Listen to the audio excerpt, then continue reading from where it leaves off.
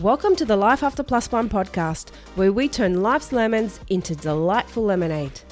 Get ready for inspiring stories, uplifting conversations, and all the tips and tricks to rock your single parent journey with style. I'm your host, Leanne, and it's time to embrace the adventure of Life After Plus One. So, let's dive in. Hello. Welcome back to Life After Plus One. I'm Leanne, your podcast host and your single parent mentor and coach.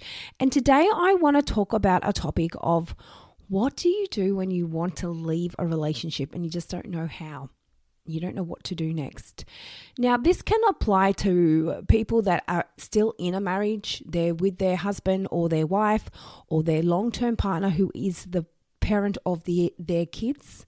Or it could just be when you've left that situation, you're no longer married, you're no longer with the kids' other parent, but you're back into the dating world. You've met someone, you've moved in together with them, you're dating, you're not happy and you want to leave, but you feel stuck. You think, fuck, I've been down this path before with the kid's dad or the kid's mum. I've been here, I've done this, I don't want to do it again. But you want to get out and you don't know how. What do you do?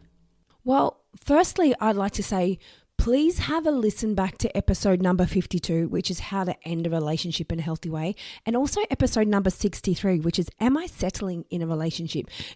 Now, those two episodes will give you a good idea on, are you leaving the relationship for the right reasons? Or are you wanting to leave for the right reasons? Or is this something you're just making a rash decision on because you had a bit of an argument and you're thinking, fuck it, I'm done. I just can't be bothered anymore. So have a listen to those and that'll just determine where you're at and if this is the right thing for you. Now, there are people in other situations where you know straight off the bat, this is not right. It's not healthy. They've crossed your boundaries. They've broken your trust. They've lost your respect. And things have happened in the relationship where you're like, nope, we're done. I'm out. There's so many little different steps that you need to be aware of, especially when you've got your kids with you. And that's why you listen to this, because you are a single parent. You're in this situation with your kids and thinking, fuck, what do I do? I don't want to drag my kids through this again.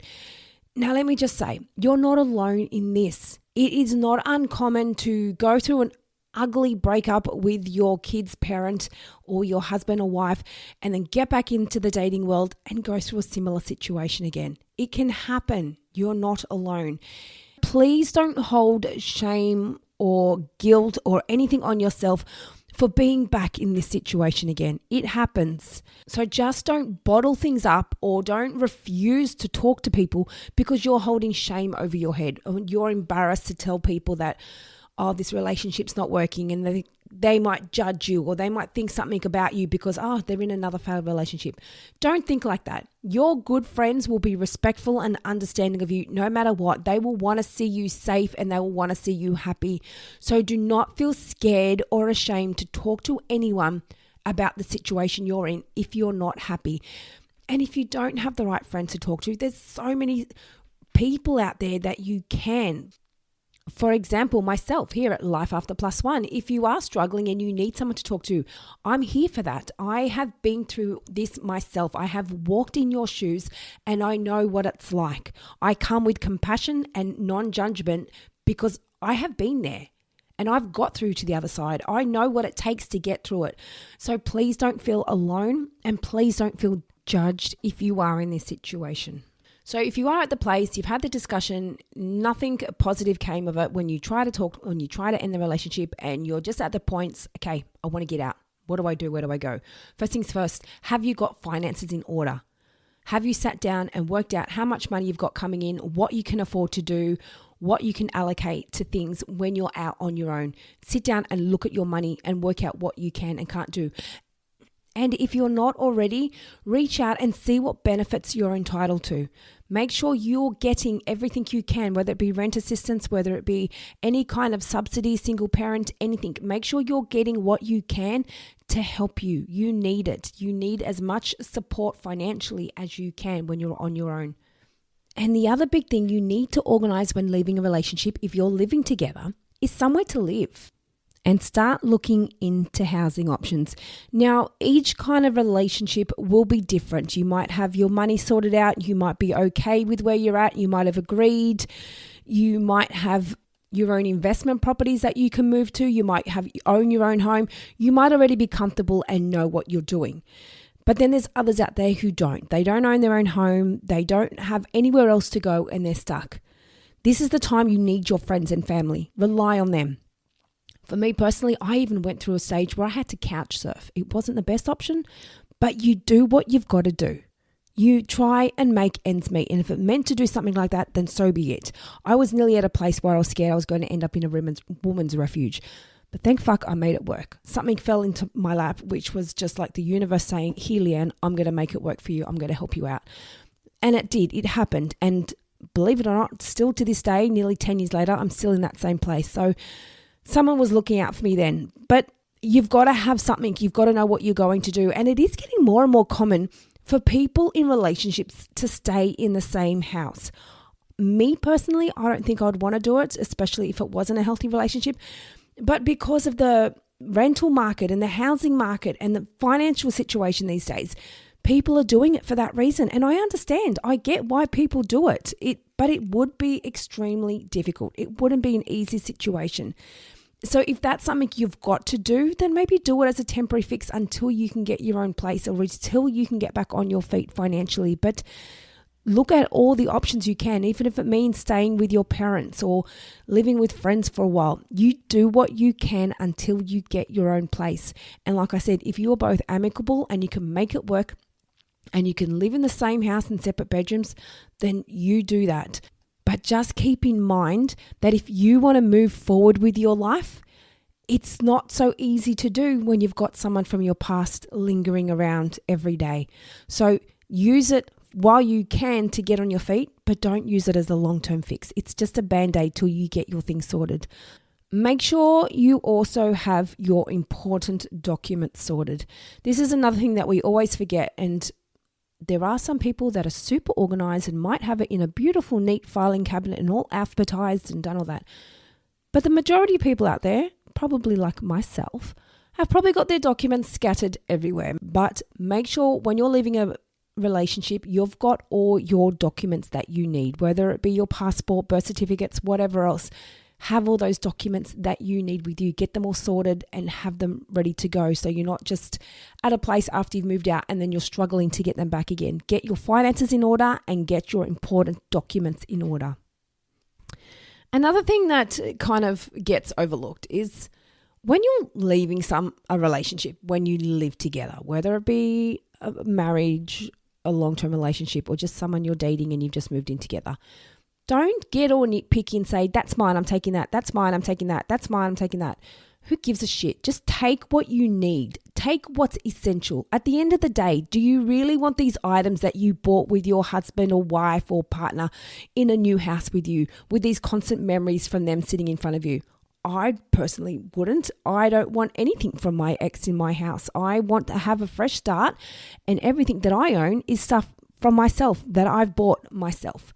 So don't worry about getting nitpicky. And I know it's easy to do because you're hurt, you're upset, and you just want to get what you can. And sometimes it gets like you just want to prove a point. No, that's mine, I'm taking that. No, that's mine, I'm taking that, or whatever else.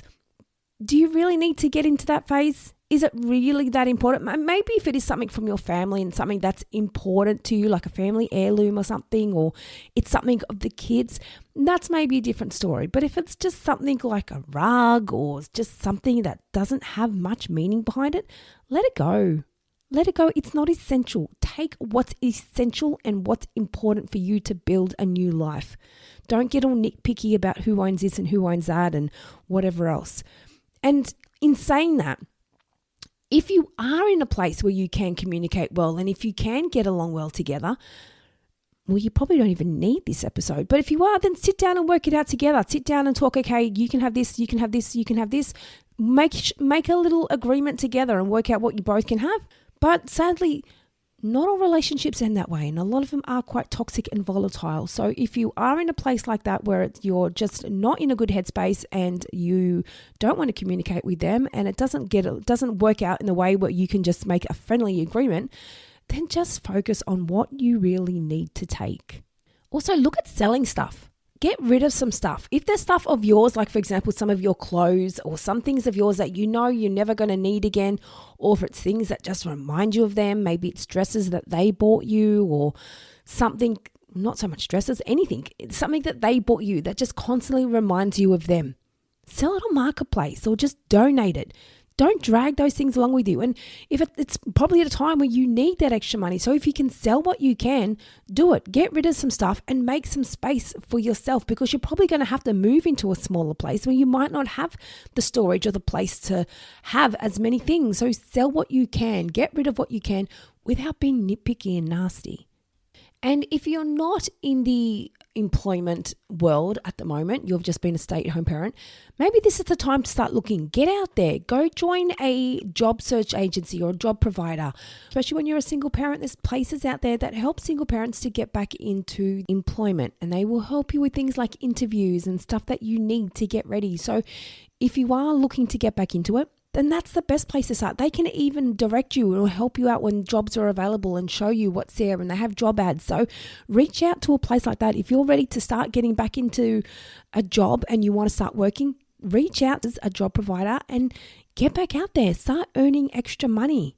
Or even look at course options, some training, some furthering your education. What can you do to get some extra qualifications that can help to get a better job where you are earning more money? So look at those options. And again, in saying that, there are providers out there that do help single parents, and they do also subsidize. I don't know how it works, but I know there are some places out there that do subsidize for single parents when it comes to training, but it's only with certain training providers. So that's something to look at if you are considering furthering your education and your skills for the employment world. Now, another thing to keep in mind, don't focus on things that you cannot control or change. This is not the time to be worrying about your ex. It's not the time to be worrying about what they're doing. It's not the time to be worrying about what the kids are doing when they're with the other parent or whatever else. Focus on what you can control. You can't control what's happening with the ex, what they're doing, who they're seeing, who they're talking to, what photos they're putting up, whether or not they've blocked you. You can't control any of that. Focus your energy on what you can control, which is stuff in your world.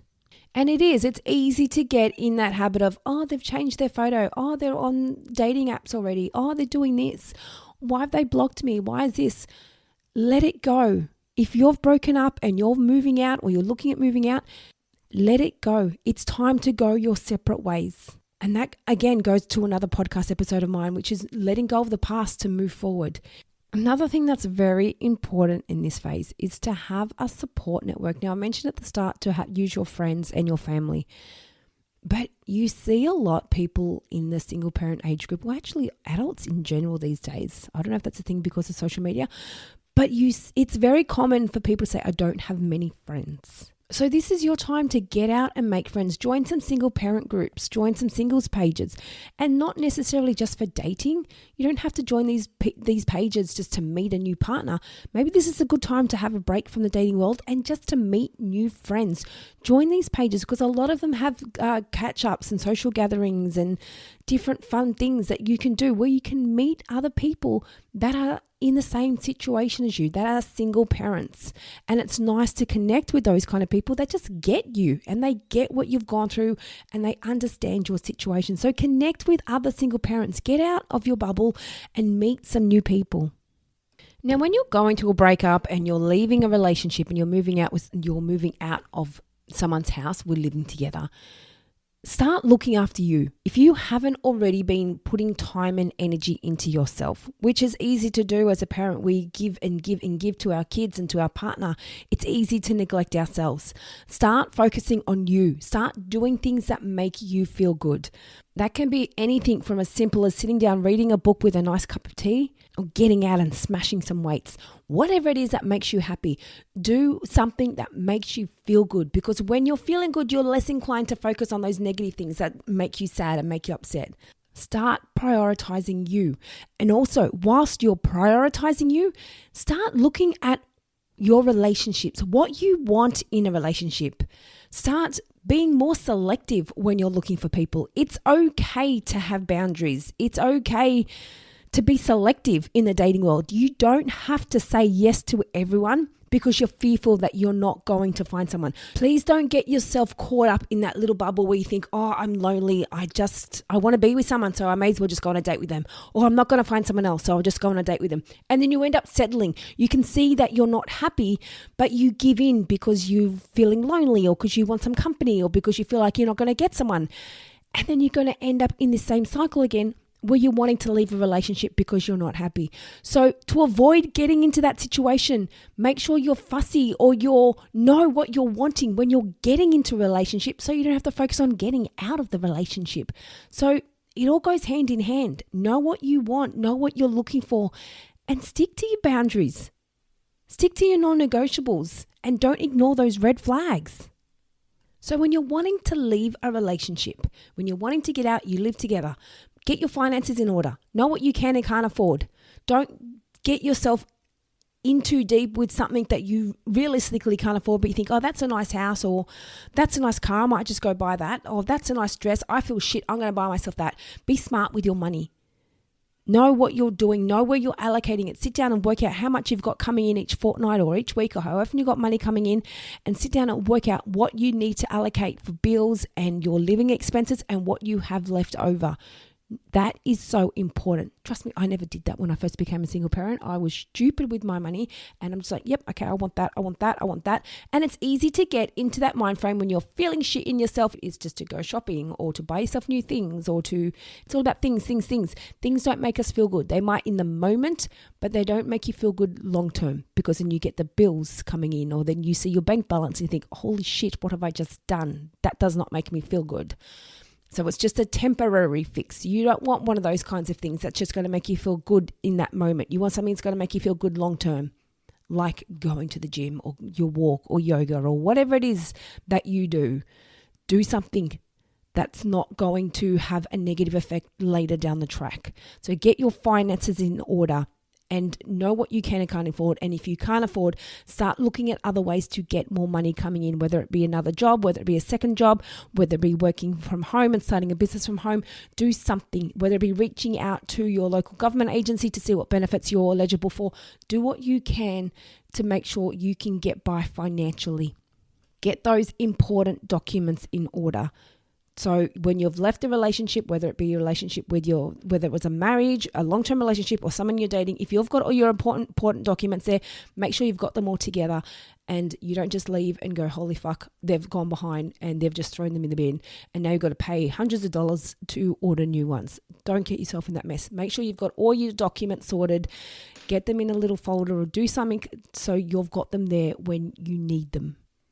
Research your housing options, whether it be staying in the same house with your ex for a while till you can financially get out and get your own, or whether it to be till you actually get approved, because it does take a long time for people to get approved for rentals, or whatever your situation is these days. It doesn't happen overnight. So if you're in that position where you've got to wait for something to happen, then live together for the meantime if you can. If you can't, then stay with your friends, stay with family, do what you can to make it work. But don't sit there and stay with your ex as a long-term decision. Your ex is not your safety card to help you out financially. Use it temporarily, but think of it later down the track. If you're still maybe 2-3 years down the track and you're still living with your ex that you broke up with 2-3 years ago, and then you're now back in the dating world, you think it's time to meet someone, and then all of a sudden they find out you're still living with your ex. That's quite weird. I would be weirded out by that. I wouldn't care if you get along and you're friends, or if you don't get along and you're just doing it for financial reasons. I still wouldn't like it. I think it's weird. That's your past. Get out of that. Move forward. How can you move forward when you've still got your ex living in your house? Don't rely on your ex to help you out financially. It's not their job. If you want someone to help you out financially, call mum or dad. Speak to your friends. Call Centrelink. Do something. But it's not their job to rescue you financially. So just use that as a temporary fix until you can get your own place. Another thing which I didn't mention earlier is your kids' schooling and childcare.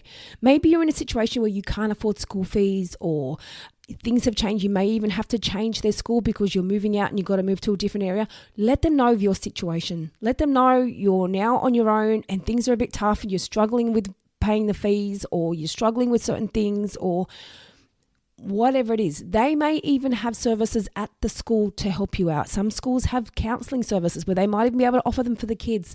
Some schools offer hardship if you're struggling to pay fees. Whatever your situation is, let them know of your circumstances. They may be able to help in some way. And please remember, when you're moving out, just take what's essential to you and your kids. Don't worry about taking this and that. Don't worry about taking certain things that you don't even need. Or even if you're not moving out with your kids, maybe it's just you and you're moving out on your own and the other parent's moving out with the kids, or you're moving out with one kid and you've each got a kid. Whatever your situation is, don't take things just out of spite. It'll come back and bite you on the ass. Just take what you need. Take what's essential for you, that what you're going to need in your own house, or where you're moving to, or whatever it is. And most importantly, just focus on what you can control. Don't worry about them and what they're doing, who they're seeing, who they're speaking to, their dating situation, whatever it is. That's not your concern. Just please keep your attention in your world, which is what you're doing with your kids and your finances and your work and your friends. That's what you need to focus on. Things in your world, things that make you happy, and focusing on doing things that make you happy. Keep your attention on that. Don't keep your attention on something that's happened, something that's gone, something from the past, and something that is just constantly pissing you off. Forget about that. It's happened. It's done. Take your time to get over it, but focus on your world. Now, before I wrap this up, I do want to say certain situations will probably require more work, especially if it's a situation where you just need to quickly leave and get out. It's a very different scenario, and I know what that's like. I've had to be there. I've walked down that path where I've had something happen, and that same day my bags were packed and I was out of there. So it's hard. It's not easy, but we're tough as single parents and we make it work. But please do not do it on your own. Reach out to people. Do not be scared to talk to people. Do not feel shame. Do not feel guilt. Do not be embarrassed. You need people on your team right now. Please speak to people, report a situation if you need to. Speak to me. Speak to somebody that can help you, that can guide you, that can support you emotionally and mentally. It is a massive head fuckery of a time right now if you're going through that kind of situation. So please do not try do it on your own. For your mental sake and for your kids, please have someone there to support you in some way. And if you are in a situation where it is more serious, then please go and Google the words safety plan. The things that come up are just endless. The resources, the support, the options that are out there to help you in knowing what to do in addition to what I've already discussed. Extra little things that you need to do to protect your safety and protect you and your kids. So please look into that further if you are in that situation. And also, as I said at the start, even if you're not in this situation where your safety is at risk, you're just at a place where you've just had enough and you want to get out, please, as I mentioned, don't be ashamed of that. You don't have to settle. You don't have to stay in a situation where you're miserable and unhappy and you can't see it getting any better. If it's done, you know when it's over. You know when there's nothing more, you can't give anymore, you're at breaking point, you're done, you've clocked off. Don't settle, don't stick around, and don't feel guilty or ashamed. And please remember, you will get through this. Going through a breakup, it's not an easy process, especially when you're living with them and you've got to move out and you've got to start your life from scratch again. It's hard. It really is. And I've said this before, but I really wish I had this podcast or a resource like this available when I was in this situation 10 plus years ago, because I had nothing. I was there on my own thinking, what the fuck do I do? So please use the support. Use your friends, use your family, use me here at Life After Plus One, because I know what it's like. And I need you to remember, you will get through it. Breaking up with someone is hard. It's a lot of emotions. You've got a lot of shit going through your head, and it can affect your parenting. It can affect your well-being. It can affect your mental health. It affects a lot of things. So please try keep those things in order and talk to someone. Don't bottle things up. Take your time with it. And it's so important to not focus on what they're doing. Focus on you and your world. And this is your time to rebuild your world how you want it. And it's not uncommon for people to get in a situation where they think their life is over. They can't see it getting any better. They don't see the light at the end of the tunnel, but it's there. It's there. You've just got to redirect what you're focusing your attention on. Don't focus it on the past and what your ex has done to you and what they're doing now. Keep it on you and improving your life. And I promise you it will get better. And if you are struggling, please reach out to me. I would love to chat to you and see where you're at and support you on your journey. And if you don't want to talk to someone, then I've got those ebooks. There's a single parent's guide to single parenting, which does talk about all the different areas of single parenting. And they're books that you can just go back to whenever you're ready. And you can go back to different chapters as to where you're at on your journey, whether it be an issue with co-parenting, whether it be your motivation, your confidence, your self-worth, dating. Everything is covered in this ebook. So if you're struggling with something, grab this book. It's on my website and you can go back to it whenever you want. So I hope you got something from this episode. And if you're loving the podcast, please feel free to give me a review. I would love to hear your thoughts and what you're thinking of the podcast. Give me a review and share your feedback. Share it with your single parent friends. Share any questions that you might have on my Instagram page. You can shoot me a message there or through my website. Love to hear from you guys. So share any feedback that you might have. And also, if you have something that's going on in your single parent world that you want to hear me speak about, then I want to hear from you. Shoot through your episode topic and I will talk about it for you. And also, if you want to share your story on the show, I'd love to hear from you. Jump onto my website and there is a place there. If you want to share your story, then let's have a chat. So thank you, everyone. And I'll say it one more time. I hope you got something from this episode. And until next time, I'll be in your ears then. Thank you for joining us on the Life After Plus One podcast. If you loved what you heard today and looking for some further support, then jump onto our website, lifeafterplusone.com.